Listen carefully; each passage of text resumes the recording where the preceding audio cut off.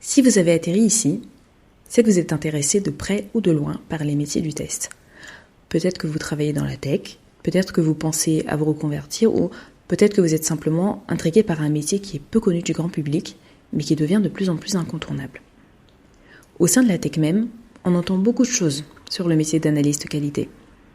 Mais quelle est la réalité de ce métier ? Les testeurs sont-ils les ennemis ou les alliés des développeurs ? Est-ce que c'est réellement un métier qui ne discrimine pas ? Combien ça gagne ? Quelles sont les possibilités d'évolution ? Dans Calisti, je tenterai de vulgariser toutes les questions liées au métier d'analyste qualité et tout ça avec des invités incroyables. Je m'appelle Nankeda, actuellement test lead dans une entreprise du service numérique et je vous souhaite une excellente écoute. Bonjour à tous, j'espère que vous allez bien. Alors, pour l'épisode de cette semaine, on va parler d'un sujet qui prête un petit peu à controverse. Vous l'avez lu dans le titre. Est-ce que le métier d'analyste qualité est un métier qui est chiant ? J'arrête pas de répéter que c'est un métier qui est sous-coté. J'ai posé la question autour de moi et sur mes réseaux sociaux pour savoir réellement ce que les gens en pensent. Au-delà du fait que ce soit un métier qui est assez jeune et qui sera de plus en plus demandé dans les années à venir, j'ai essayé de comprendre aujourd'hui d'où venait le désintérêt des gens qui connaissent le métier de testeur. Ça n'a rien d'exceptionnel, il y a beaucoup de métiers qui apportent beaucoup de valeur à nos sociétés, mais en fait dont on n'a absolument aucune idée qu'ils existent. Donc j'avais envie quand même de trouver des explications, ne serait-ce que pour ma culture générale. J'ai fait 2 constats.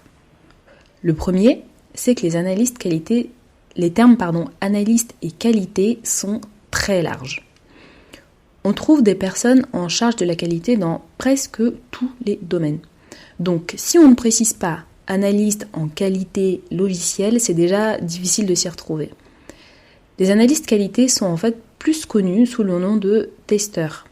C'est très facile de visualiser ce que fait un testeur, étant donné que nous testons des tas de trucs, des tas de produits, des tas de services tous les jours. Mais justement, parce que c'est quelque chose qui est intégré dans notre quotidien, la majorité des gens ne pensent pas qu'il peut s'agir d'un métier à part entière pour lequel il faut être formé.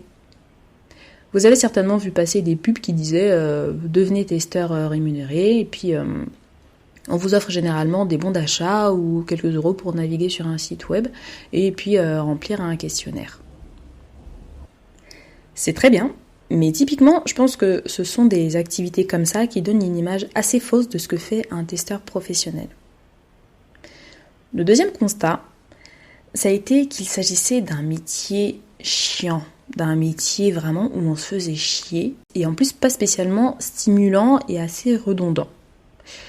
Alors, je suis assez d'accord pour la redondance, mais je pense que c'est le cas en fait pour beaucoup de métiers.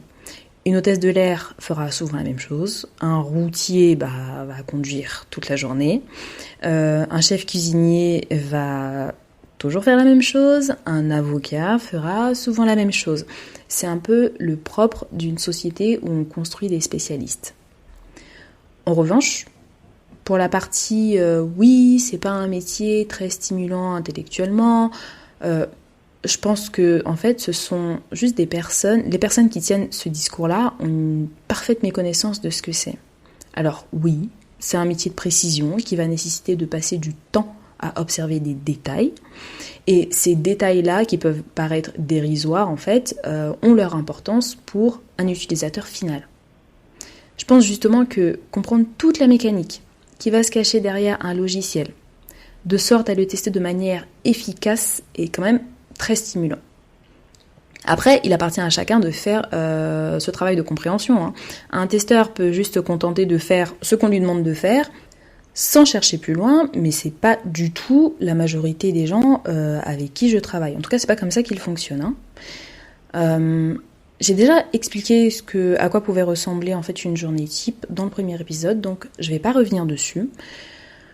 Ce que je crois, surtout, c'est que les personnes qui ont cette croyance ont eu une mauvaise expérience et bien sûr ont généralisé une expérience à un secteur entier. Je crois aussi, faut qu'on se le dise, que comme c'est un métier qui est exercé par une quantité assez importante de personnes issues de l'immigration, il y a un très gros préjugé qui pèse. Comme quoi, les personnes issues de l'immigration seraient moins instruites ou auraient une instruction de moins bonne qualité, et donc, raccourci facile, seraient moins intelligentes. Pour ce qui est de l'intelligence, je pense que c'est très difficile de jauger l'intelligence d'une personne sans prendre le temps d'échanger avec elle assez longtemps.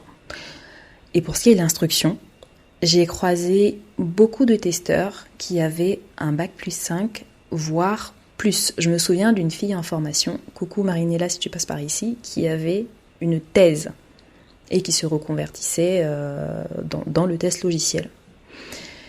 Donc, comme j'ai déjà dit, c'est un métier exercé par des personnes qui vont choisir de se reconvertir et donc qui ont eu une vie professionnelle avant d'arriver dedans.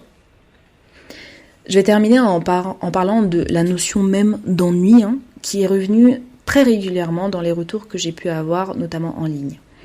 Ce n'est que ma vision personnelle, mais si on considère qu'exercer un métier où le niveau de stress quotidien est mesuré et ne cause pas de mal-être chez les personnes qui l'exercent, alors personnellement, je préfère 1000 fois un métier soi-disant ennuyant que finir en burn-out simplement pour le prestige social. N'oubliez pas que les dynamiques d'entreprise sont très particulières et ce n'est pas toujours celui qui donne l'impression de faire les choses les plus complexes qui va forcément apporter le plus de valeur. Sur ce, je vous remercie de m'avoir écouté jusqu'au bout et si ce que vous avez entendu vous a plu, ou pas d'ailleurs, parlez-en autour de vous et partagez l'épisode. C'est vraiment la meilleure manière de faire connaître le podcast. Pour me soutenir, n'hésitez pas à me mettre une petite note de 5 sur 5 sur Apple Podcast. Merci encore et je vous dis à la semaine prochaine.